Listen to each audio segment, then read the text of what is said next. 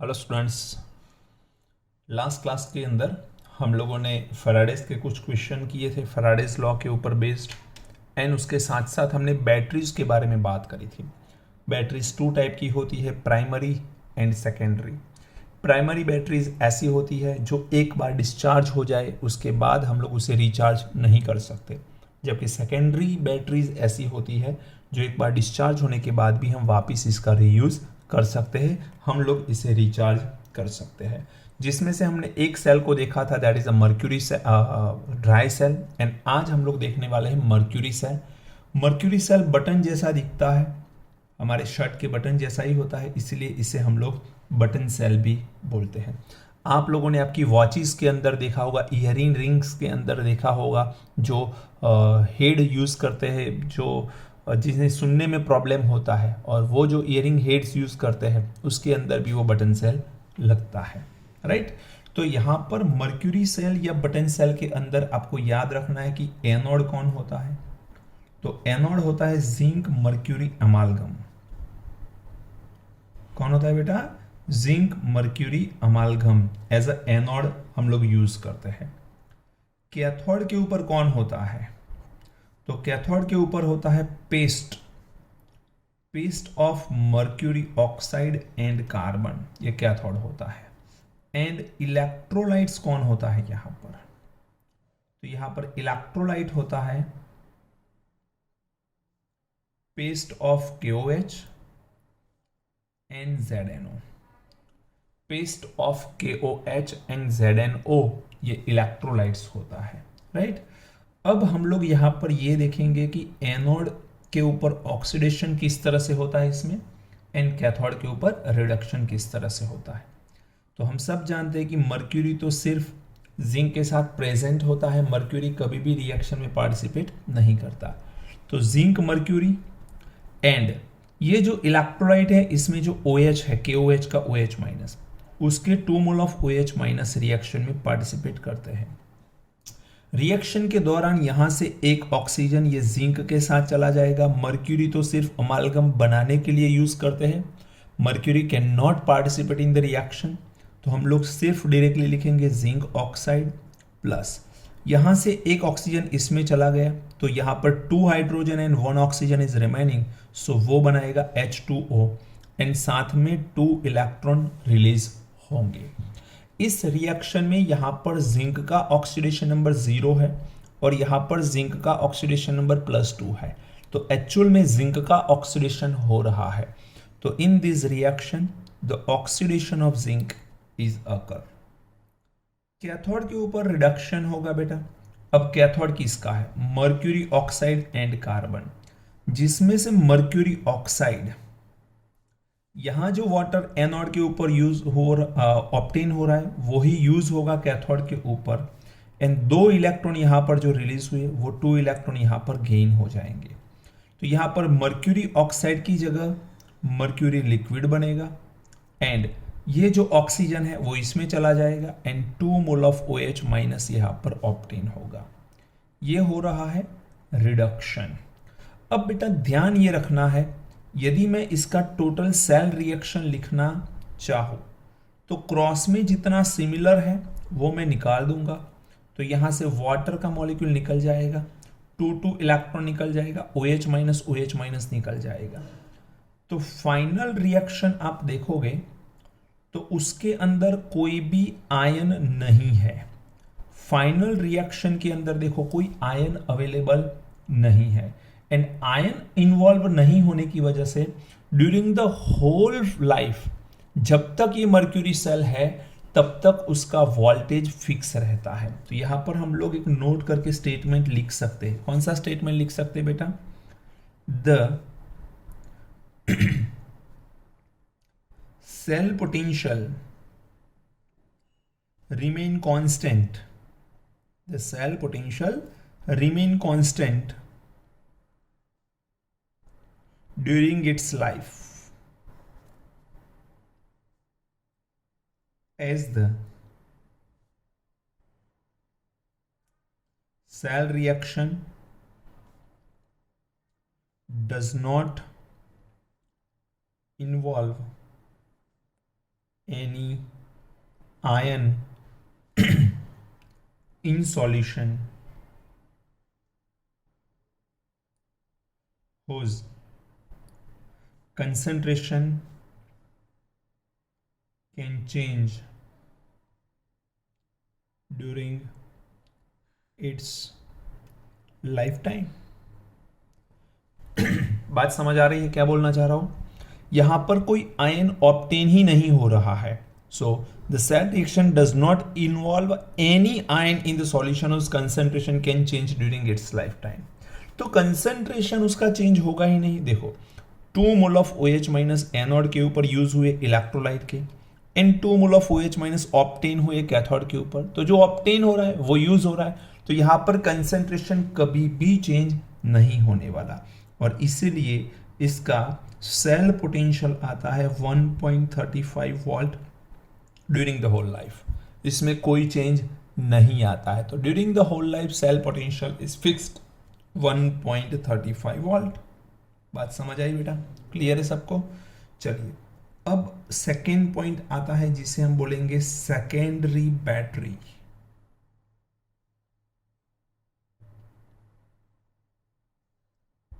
Secondary batteries, secondaries batteries किसे बोलते हैं बेटा? ये रिचार्ज हो सकते हैं, राइट? तो एक बार अगेन मैं लिख लू यहां पर, they can be recharged by passing electric current through it in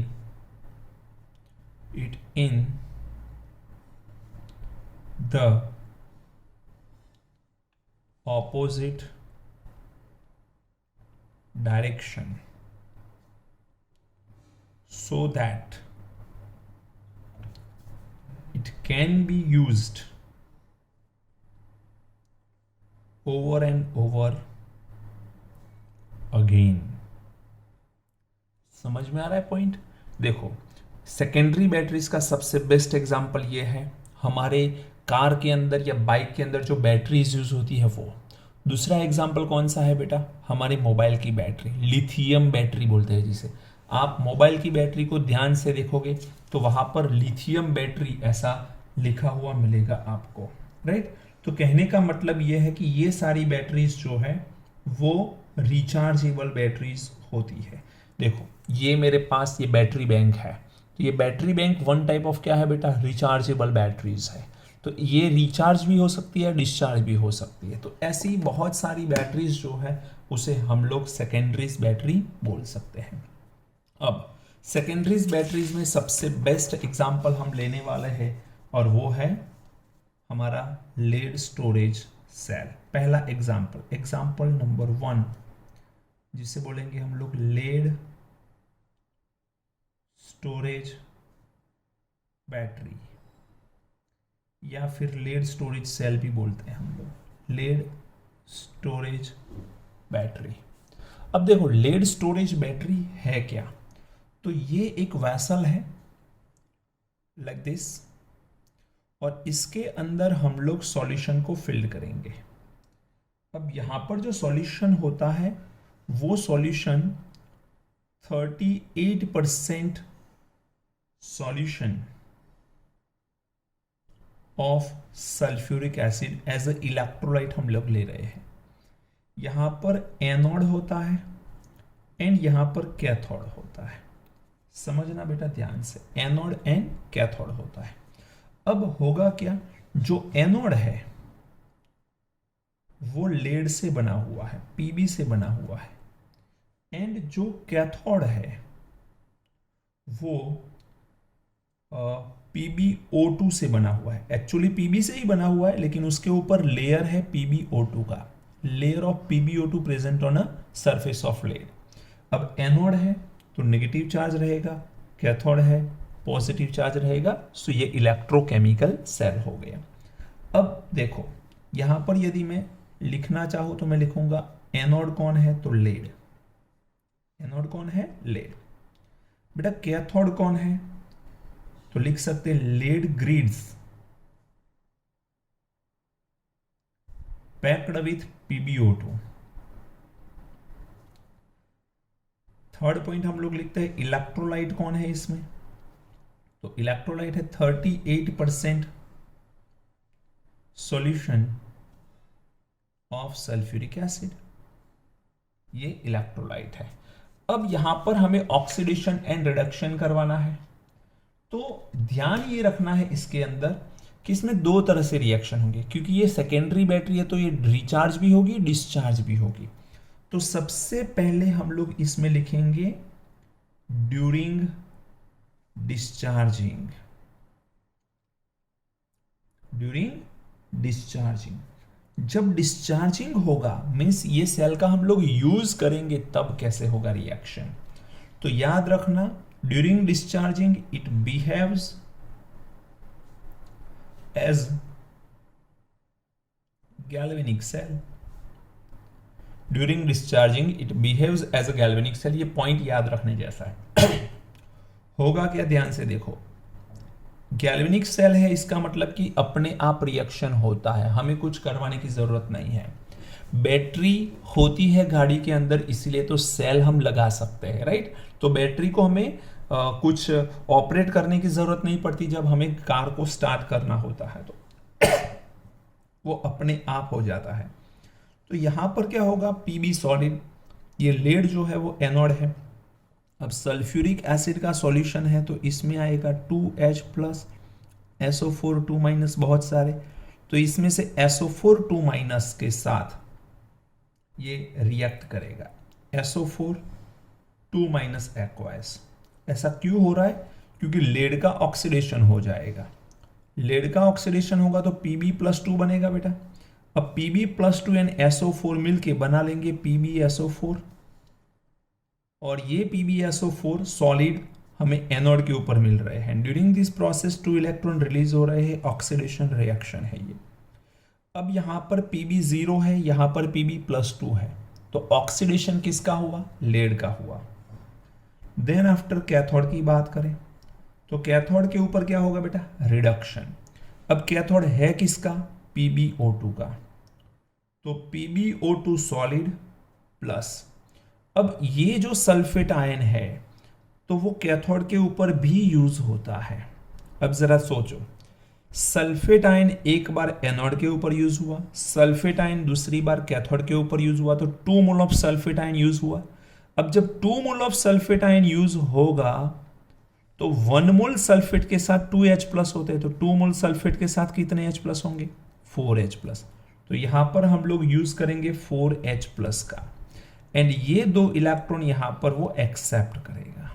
understood my point.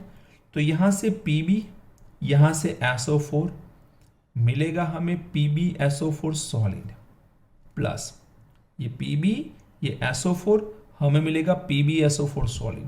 H plus कितने हैं, 4, ऑक्सीजन कितने हैं, 2, तो यहां पर मिलेगा 2 मोल ऑफ H2O।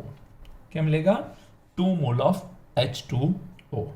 अब यदि मैं इसका टोटल रिएक्शन लिखना चाहूं जिसे हम बोलेंगे सेल रिएक्शन, आप लोगों को यहां पर यह भी ध्यान रखना है कि PbSO4 एनोड के ऊपर मिल रहा है, सेम PbSO4 कैथोड के ऊपर भी मिल रहा है, राइट।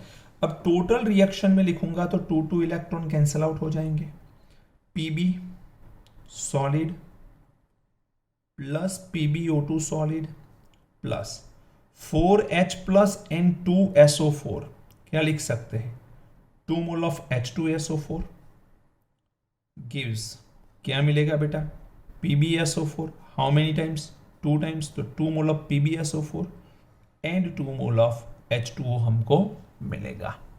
बात समझ आई है। अब यहां पर एक चीज समझने जैसी है कि सल्फ्यूरिक एसिड यूज हो रहा है जो 38% है, एंड वाटर प्रोड्यूस हो रहा है, तो यहां से 38% सल्फ्यूरिक एसिड में सल्फ्यूरिक एसिड का प्रपोर्शन कम होगा एंड वाटर का प्रपोर्शन बढ़ेगा, तो परसेंटेज क्या होगा, कम होगा, क्योंकि डाइल्यूट हो रहा है सॉल्यूशन, एंड डाइल्यूट होगा तो कुछ टाइम के बाद ये रिएक्शन काम करना बंद कर लेगा, मींस सेल डिस्चार्ज हो जाएगा। अब जब ये सेल डिस्चार्ज हो जाएगा तो ये सेल काम नहीं कर रहा। इस सेल को काम करवाने के लिए हमें क्या करना पड़ेगा, इसे रिचार्ज करवाना पड़ेगा। रिचार्ज करवाने के लिए हम लोग यहां पर सेकेंड रिएक्शन लिखते हैं, ड्यूरिंग रिचार्जिंग। होता क्या है रिचार्जिंग में, जो डिस्चार्जिंग प्रोसेस है उससे बिल्कुल उल्टी रिएक्शन होती है, ऑपोजिट डायरेक्शन में रिएक्शन होती है। तो ये जो एनोड है उसके ऊपर ऑपोजिट डायरेक्शन में रिएक्शन होगा। लेकिन समझो, यदि मैं इस रिएक्शन को सिर्फ डायरेक्शन बदल दूं तो ये इलेक्ट्रॉन जो रिलीज हुए थे वो गेन होंगे। अब जब गेन होंगे तो वो एनोड के ऊपर तो गेन हो नहीं सकते, तो वो रिएक्शन कैथोड के ऊपर होगा। तो एनोड के ऊपर जो रिएक्शन है उसका डायरेक्शन चेंज होगा एंड वो कैथोड के ऊपर होगा। कैथोड के ऊपर डिस्चार्जिंग रिएक्शन था, उसका डायरेक्शन चेंज होगा एंड वो एनोड के ऊपर होगा। तो अब यहां पर ध्यान रखना, मैं कुछ लिख रहा हूं, ये it behave as a galvanic cell during the discharging. अब हमें बाहर से करंट पास करना है इसके लिए, तो यहां पर क्या लिखेंगे, ये अपने आप रिएक्शन नहीं होने वाला, तो it behave as a electrolytic cell and the electrode reaction are reversed। Electrode reaction reverse हो जाएंगे। अब जो एनोड के ऊपर हुआ वो कैथोड के ऊपर होगा, लेकिन डायरेक्शन चेंज होगा। तो ये दोनों रिएक्टेंट बनेंगे, ये दोनों प्रोडक्ट बनेंगे। तो यहां पर हमें मिलेगा PbSO4 solid 2 electron Pb solid plus SO4 2 minus aqueous. समझ में आए, रिडक्शन रिएक्शन हुआ है, इलेक्ट्रॉन गेन हुए। एनोड के ऊपर ऑक्सीडेशन होगा बेटा, लेकिन ये डायरेक्शन को चेंज करना है, डायरेक्शन को चेंज करेंगे हम। तो PbSO4 and 2 mole of H2O, PbSO4 solid 2 mole of H2O, direction बदल दो, जो प्रोडक्ट थी उसे रिएक्टेंट लिखा, जो रिएक्टेंट था उसे प्रोडक्ट लिखिए। तो PbO2 solid plus SO4 2 minus aqueous plus 4H plus plus 2 electron. अब इस रिएक्शन का हम लोग फाइनल रिएक्शन लिखे, सेल रिएक्शन क्या होगा बताइए, इसका सेल रिएक्शन क्या होगा। यहां से 2 इलेक्ट्रॉन से 2 इलेक्ट्रॉन कैंसल आउट हो जाएंगे। 2 mole of PbSO4 solid plus 2 mole of H2O, Pb solid PbO2 solid plus 4H plus and 2SO4, 2 mole of H2SO4 मिलेंगे। बात समझ आई। So this is about the lead storage cell. ये कहाँ पर use होता है बेटा, हमारे कार में यूज होता है, ऑटोमोबाइल इंडस्ट्री में तो यही यूज होता है, राइट। चाहे कार हो या बाइक हो या फिर ओरेवा हो, राइट। चलिए नोट करिए इसे। ये ड्यूरिंग द प्रोसेस 38% जो इसका कंसंट्रेशन है वो कम होगा। तो डेंसिटी बढ़ेगी कि कम होगी, तो कम होगी, ध्यान रखना। वॉल्यूम बढ़ेगा, मास कम होगा, तो डेंसिटी भी इसकी कम हो जाती है। ओके चलिए, अब हम लोग इसके साथ साथ और एक सेल के बारे में बात करते हैं, दैट इज एग्जाम्पल नंबर 2, जो ज्यादा डिटेल में कुछ बात नहीं करनी, वो है निकल कैडमियम बैटरी। शुरू में मोबाइल में ही इसका यूज होता था, आजकल लिथियम बैटरी आ गई मोबाइल में, लेकिन पहले निकल कैडमियम बैटरी का यूज किया जाता था। इसमें सिर्फ एक रिएक्शन है, वो याद रखना है। ये सेल आपके नीट जेई के सिलेबस में भी उतना डिटेल में नहीं है, सिर्फ रिएक्शन याद रखना है। Cadmium solid 2 mole of NiOH 3 times solid gives CdO solid plus 2 mole of NiOH 2 times solid plus H2O liquid. बस इतना सा याद रखो, इससे बहुत सारी चीजें क्लियर हो जाती है। यहां पर कैडमियम का ऑक्सीडेशन नंबर 0 है, यहां पर +2, तो कैडमियम का ऑक्सीडेशन हो रहा है that means cadmium work as a anode. And यहां पर निकल का ऑक्सीडेशन नंबर है +3, क्योंकि NiOH 3 टाइम्स, OH का -1 ऐसे 3 है तो निकल का +3 आएगा, और यहां पर निकल +2 ऑक्सीडेशन नंबर में, तो +3 ऑक्सीडेशन नंबर कन्वर्टेड इनटू +2, तो यहां पर रिडक्शन हो रहा है। ये काम हो रहा है कैथोड के ऊपर, तो कैथोड के ऊपर रिडक्शन हुआ, एनोड के ऊपर ऑक्सीडेशन हुआ। कौन कैथोड है कौन एनोड है, बस उतना याद रखना है आपको। Okay, so this is about the निकल कैडमियम बैटरी। ये दो चीजें हो गई। अब तीसरा हमें समझना है और वो इंपॉर्टेंट टॉपिक है, that is a fuel cell. हम सी पॉइंट पढ़ रहे हैं, that is a fuel cell. देखो वर्ड ही बहुत कुछ बता रहा है, फ्यूल, फ्यूल सेल। तो इसमें एनर्जी कंबशन से रिलीज होगी, फ्यूल जो है उसका कंबशन होगा एंड एनर्जी रिलीज होगी, उसी को बोलते हैं फ्यूल सेल। तो यहां पर हम लोग लिख सकते हैं इसके लिए, the cells in which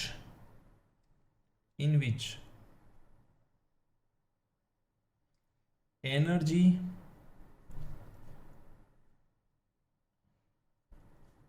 released in the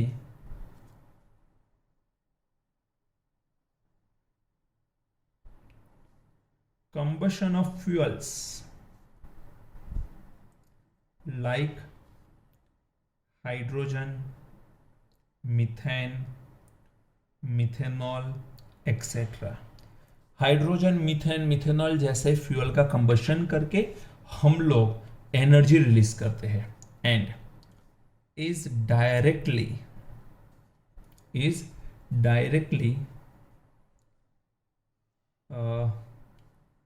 converted into electrical energy. ये डायरेक्टली इलेक्ट्रिकल एनर्जी में कन्वर्ट हो जाएगी, राइट। देखो इसमें से किसी भी फ्यूल का हम कंबशन करेंगे एंड कंबशन करके हम लोग इलेक्ट्रिकल एनर्जी में उसका कन्वर्जन करेंगे। ओके, एग्जाम्पल के तौर पे ले रहे हैं सबसे best hydrogen oxygen fuel cell. Hydrogen oxygen fuel cell यहां पर आएगा सबसे पहले। याद रखना ये कहां पर यूज होता है, तो it was used in Apollo space program. Apollo space program के अंदर इसका यूज किया गया था। अब यहां पर एनोड एंड कैथोड कौन होते हैं, एनोड एंड कैथोड थोड़ा सा ध्यान रखना है, ये क्वेश्चंस एमसीक्यू में आते हैं, इसलिए यहां पर होते हैं porous carbon electrode with catalyst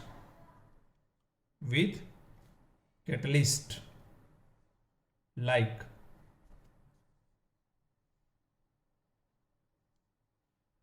finely divided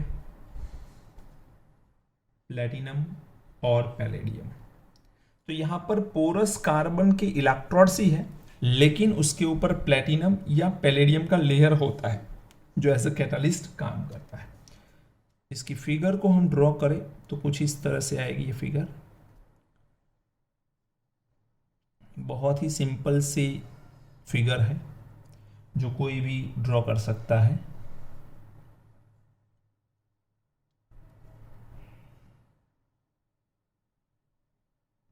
यहां पर एक इलेक्ट्रोड आएगा और यहां पर एक दूसरा इलेक्ट्रोड आएगा।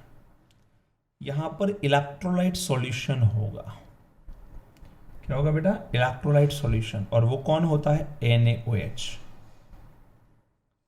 NaOH एक्वायस का सॉल्यूशन। तो यहां पर हम लोग इलेक्ट्रोलाइट लिखना चाहें तो वो आएगा NaOH एक्वायस। क्लियर। चलिए अब यहां पर एक एनोड है और एक कैथोड है। मान के चलो ये एनोड है विथ नेगेटिव चार्ज, ये कैथोड है विद द पॉजिटिव चार्ज। अब जरा ध्यान रखना है, वाटर का जब ऑक्सीडेशन होता है तो एनोड के ऊपर कौन सा गैस प्रोड्यूस होता है बताइए। वाटर का ऑक्सीडेशन होता है तो एनोड के ऊपर ऑक्सीजन गैस प्रोड्यूस होता है एंड कैथोड के ऊपर हाइड्रोजन गैस प्रोड्यूस होता है। लेकिन जब गैस को पास करने की बात आती है, ये एनोड रॉड है बेटा कार्बन का, जिसके ऊपर फाइनली डिवाइडेड प्लेटिनम और पैलेडियम के पार्टिकल्स है एज अ कैटालिस्ट। तो एनोड के ऊपर जब गैस को पास करने की बात आती है तो हम हाइड्रोजन गैस पास करेंगे एनोड के ऊपर एंड हम लोग ऑक्सीजन गैस को पास करेंगे कैथोड के ऊपर। बात समझ आ रही है? Hydrogen gas on anode, oxygen gas on A cathode हम पास करेंगे। अब ये फ्यूल सेल की तरह काम करेगा। अब यहां पर रिएक्शंस होंगे बेटा, तो एनोड के ऊपर ऑक्सीडेशन रिएक्शन। अब एनोड के ऊपर कौन सा गैस पास कर रहे हो? हाइड्रोजन। यहां से कौन आएगा? OH। तो हाइड्रोजन गैस OH माइनस के साथ रिएक्ट करेंगे, यहां पर वाटर बनाएंगे एंड इलेक्ट्रॉन रिलीज करेंगे।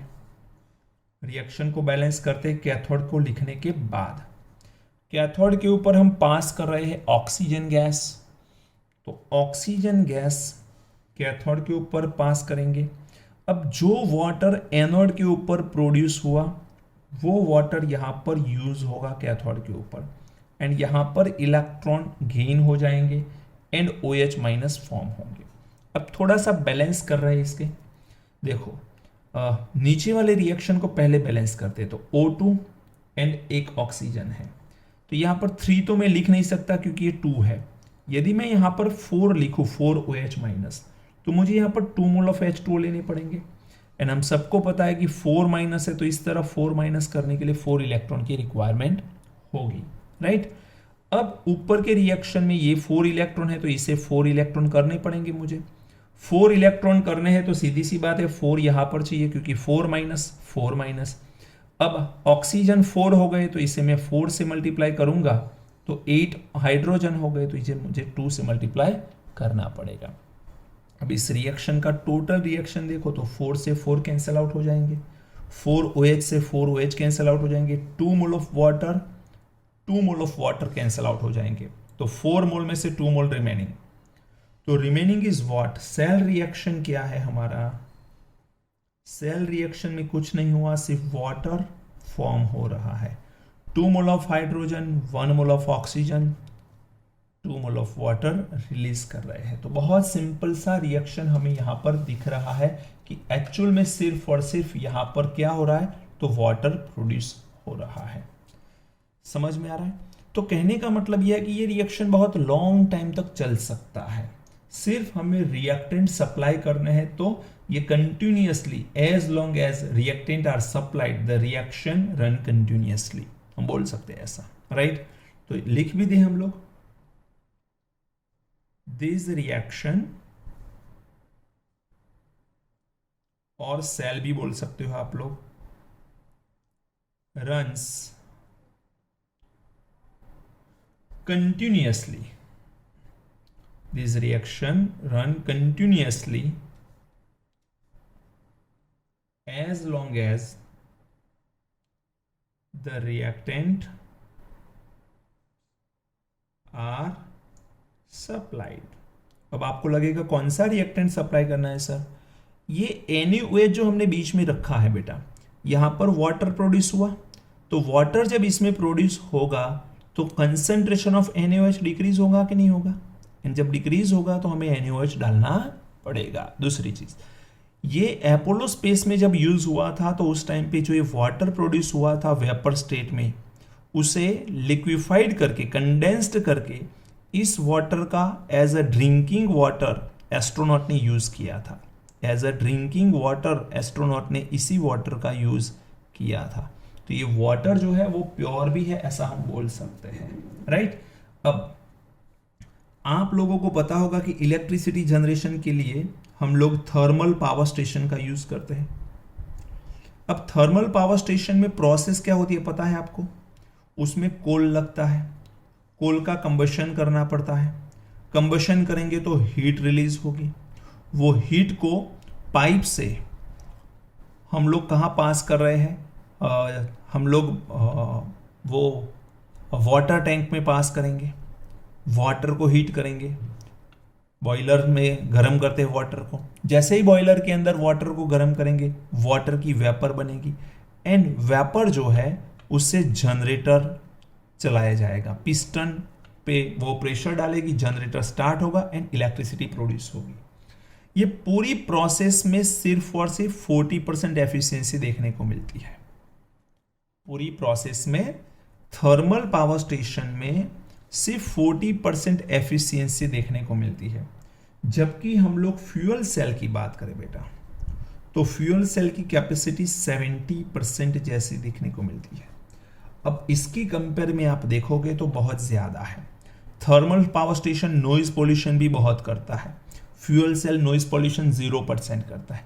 ये एयर पोल्यूशन भी करता है। आपने देखा होगा गांधीनगर यदि गए हो तो सर्कल है वहां पर, एरोप्लेन जहां पर रखा गया है, तो वो सर्कल के पास थर्मल पावर स्टेशन है, तो वहां से एयर पोल्यूशन भी होता है, बट फ्यूल सेल में एयर पोल्यूशन भी नहीं होता। तो बहुत सारी जगह हम बोल सकते हैं कि फ्यूल सेल ज्यादा एफिशिएंट है। अब एफिशिएंसी किसी भी सेल की निकालनी है, तो एफिशिएंसी ऑफ सेल निकालने का तरीका क्या है? एफिशिएंसी ऑफ सेल को बोलते हैं परसेंटेज ऑफ एफिशिएंसी, जिसे स्मॉल एन से रिप्रेजेंट किया जाता है, उसे बोलते हैं delta G upon delta H into 100। इस फॉर्मूला से हम एफिशिएंसी निकाल सकते हैं। अब आपको लगेगा सर ये फॉर्मूला कहां से आया? थोड़ा सा थर्मोडायनेमिक्स चैप्टर का आपको नॉलेज हो तो ये फॉर्मूला आसानी से आप समझ सकते हो। कैसे? देखो, डेल्टा एच क्या होता है? Total energy released, total energy released. And delta G क्या होता है? Useful electrical work, useful work जिसे आप इलेक्ट्रिकल वर्क भी बोल सकते हो, राइट। अब देखो, delta H means total energy जो रिलीज होगी उससे यूजफुल वर्क होगा कि नहीं? डेल्टा जी, तो 1 के रिस्पेक्ट में कितना होगा? तो उससे हम लोग लिख सकते हैं delta G by delta H, लेकिन परसेंटेज निकालना चाहते हो तो फिर इस चीज को 100 से मल्टीप्लाई कर लो, तो 100 से मल्टीप्लाई करके फॉर्मूला आता है। बात समझ आ रही है कि नहीं? तो ध्यान ये रखो बेटा कि ये फ्यूल सेल सबसे ज्यादा एफिशिएंट होते हैं, फ्यूल सेल से एनर्जी बहुत ज्यादा प्रोपोर्शन पे हमें मिल सकती है। आप इसे नोट कर लीजिए। हो गया। अब हमारा लास्ट टॉपिक बचता है, दैट इज अ कोरोजन। अब देखते हैं कोरोजन क्या होता है। कोई नई बात नहीं है, आप सब ने ये वर्ड सुन रखा है। कोरोजन क्या होता है? तो rusting, process of rusting is a corrosion.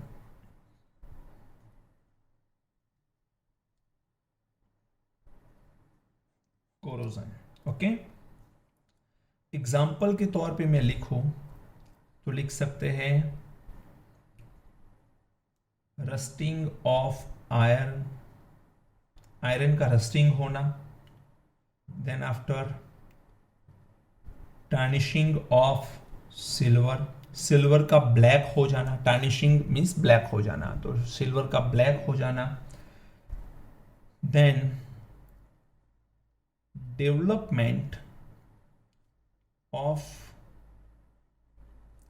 Green layer on copper और ब्रॉन्ज एक्सेट्रा, ये सारी चीजें हैं उसे कोरोजन बोल सकते हैं, राइट। तो हम लोग डिटेल में पढ़ने वाला है ये रस्टिंग ऑफ आयरन। आपने देखा होगा कि जब कॉपर या फिर ब्रॉन्ज के जो वेसल होते हैं उसको जब हम लोग वॉश करते हैं तो ग्रीन डैश हो जाते हैं, ग्रीन लेयर उसके ऊपर लगता है, तो वो भी वन टाइप ऑफ कोरोजन ही है।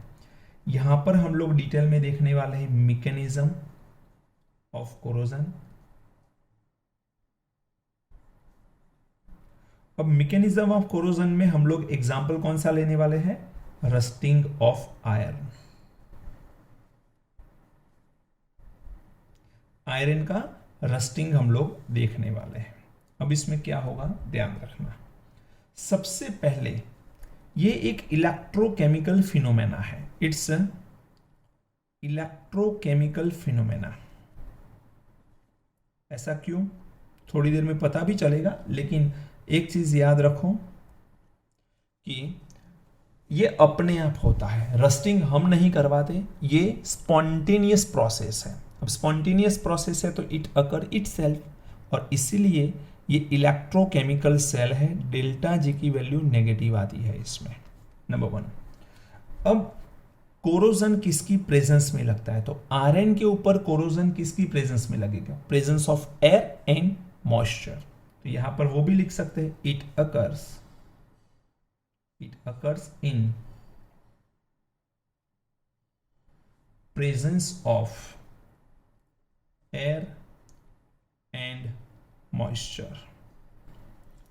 मॉइस्चर वाटर देगा, एयर ऑक्सीजन देगा, और दोनों की प्रेजेंस में आयरन का रस्टिंग हो जाता है।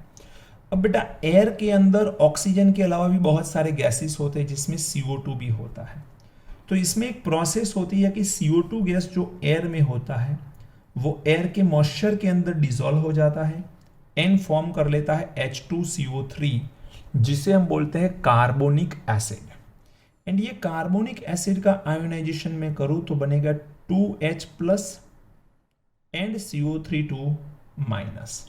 तो ये कार्बोनिक एसिड हमें H plus and CO32 minus देगा। वीक एसिड है, इसलिए मैंने इक्विलिब्रियम यहां पर एस्टैब्लिश्ड रखा है।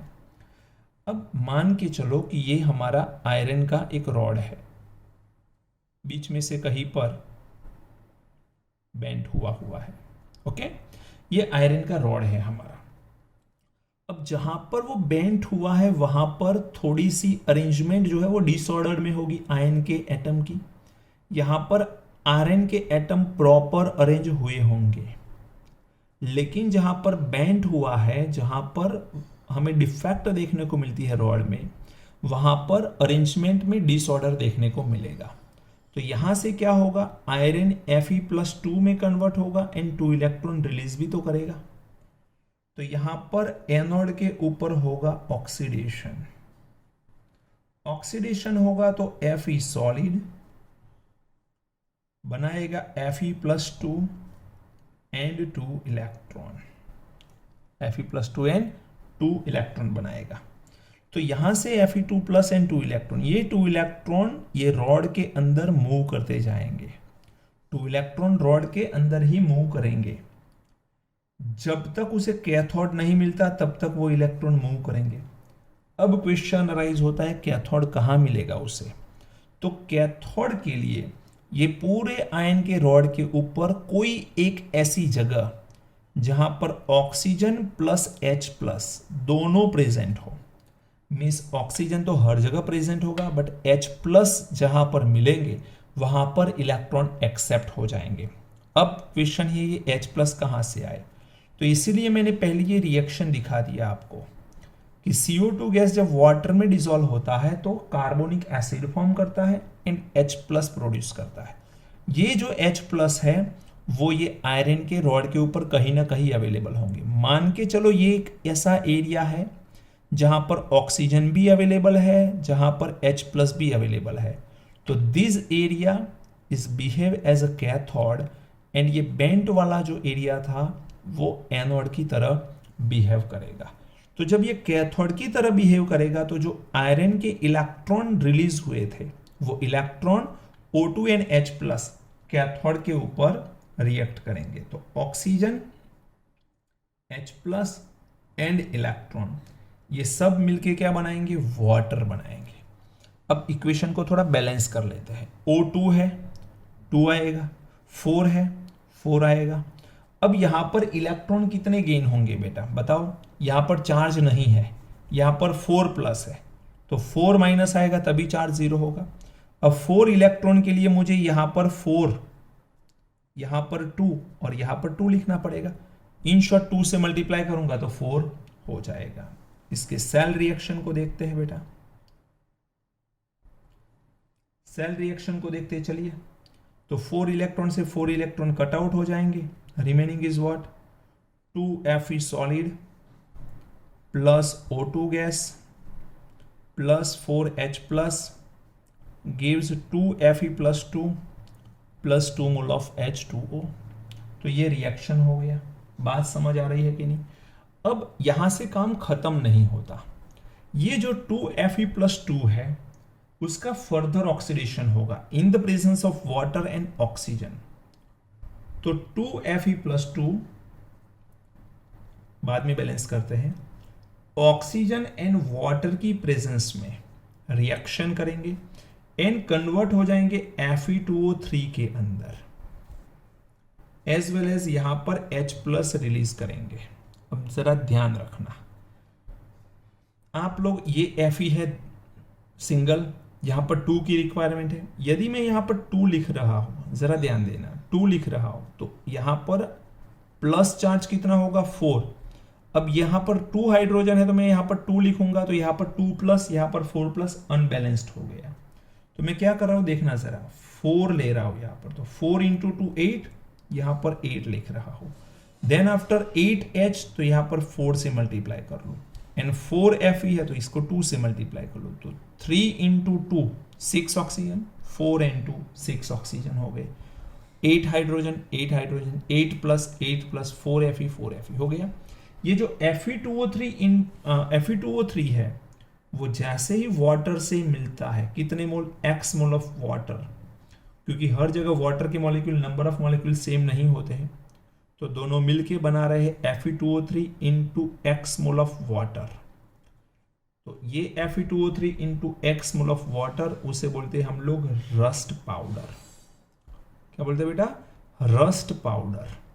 तो ये रस्ट का फॉर्मूला है। जब आपको रस्ट का फॉर्मूला पूछे तो आपको पता चलना चाहिए कि रस्टिंग का फॉर्मूला है क्या, Fe2O3 × XH2O।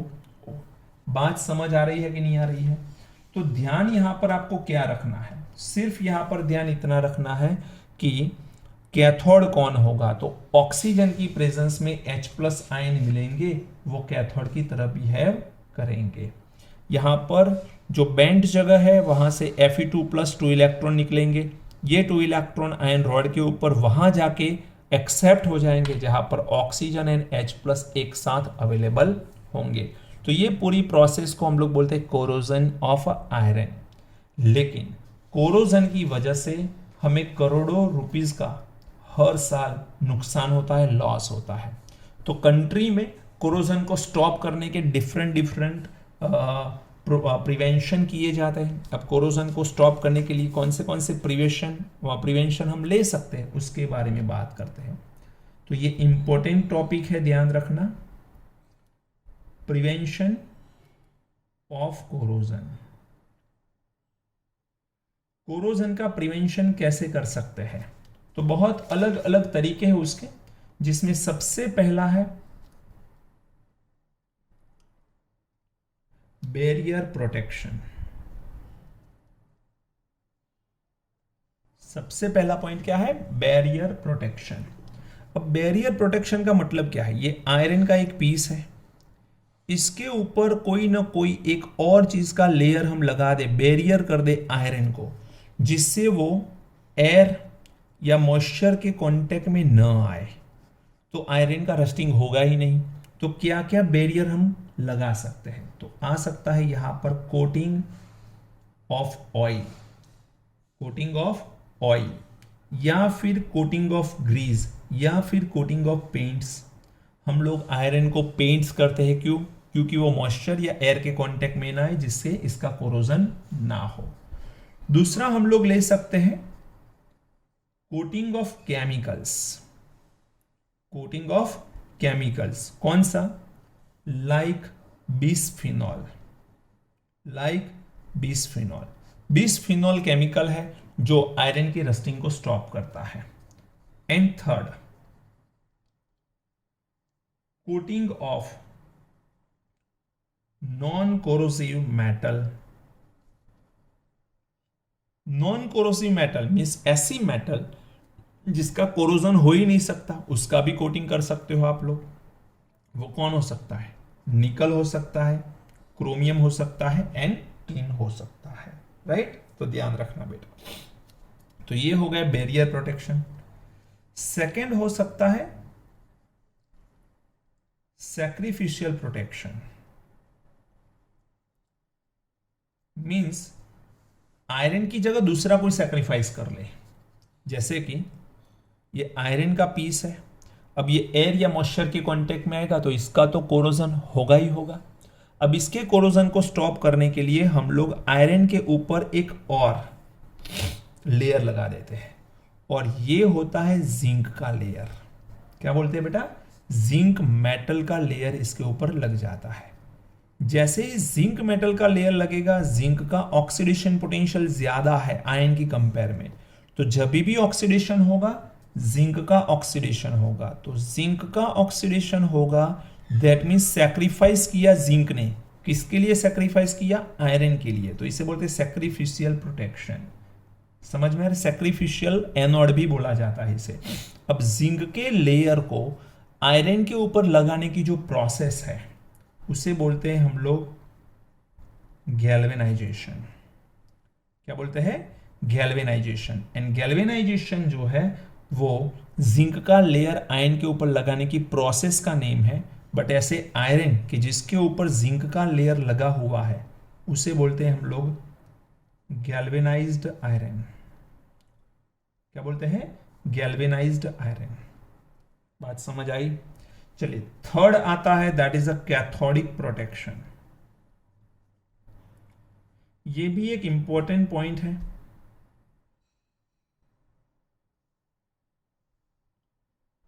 ये प्रोटेक्शन है, प्रिवेंशन लिखो या फिर प्रोटेक्शन लिखो। Cathodic protection. अब कैथोडिक प्रोटेक्शन में क्या होता है? मान के चलो ये आयरन की पाइप है। अब इसमें से ये आयरन की पाइप है तो सीधी सी बात है कि इसको एयर या मॉइस्चर कांटेक्ट में आएगा तो इसका कोरोजन होगा। अब ये कोरोजन ना हो इसलिए हमें इसे कैथोड बनाना पड़ेगा।